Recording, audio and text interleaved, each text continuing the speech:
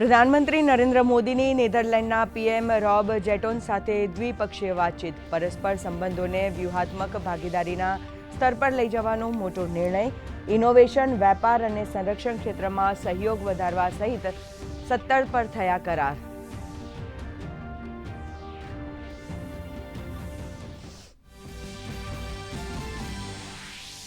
PM મોદીની 4 દેશોની Europe યાત્રાનો આગામી દેશ હશે સ્વીડન. પીએમ ઉલ્ફ ક્રિસ્ટર્સન સાથે પીએમ મોદી કરશે દ્વિપક્ષીય વાતચીત, સહયોગ અને ઇનોવેશનના ખુલશે નવા દ્વાર.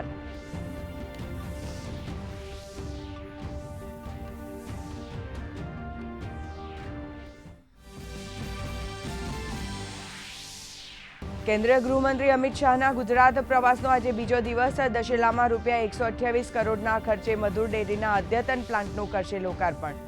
જાસપુરમાં સુએજ ટ્રીટમેન્ટ પ્લાન્ટનું કરશે ખાતમુહૂર્ત.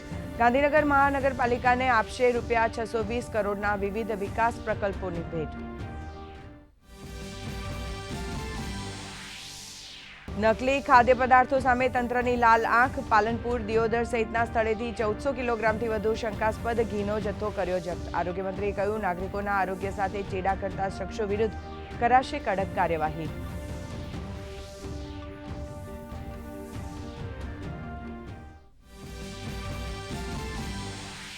ચોમાસા પહેલા રાજ્યના વિવિધ વિસ્તારોમાં આવતા કાંસ, નાળા, કેનાલ અને તળાવની કરાશે યોગ્ય સફાઈ. ડિઝાસ્ટર વિભાગમાં જિલ્લા અને તાલુકા કક્ષાએ ખાલી જગ્યા તાકીદે ભરવા મહેસૂલ વિભાગના અધિક મુખ્ય સચિવનો આદેશ. તો રાહત કમિશનરે આપત્તિથી બચવા યોગ્ય એક્શન પ્લાનનો અમલ કરવા પર મૂક્યો ભાર.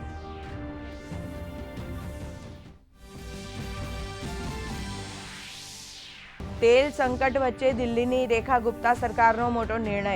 એવિએશન ફ્યુઅલ પર વેટ 25%થી ઘટાડીને કર્યો 7%. એરલાઇન્સ અને મુસાફરોને મળી મોટી રાહત.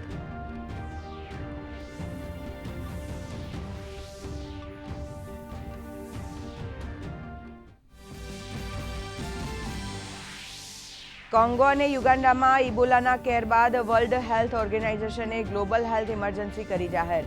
કોંગોમાં ઇબોલાથી 80 લોકોના મોત.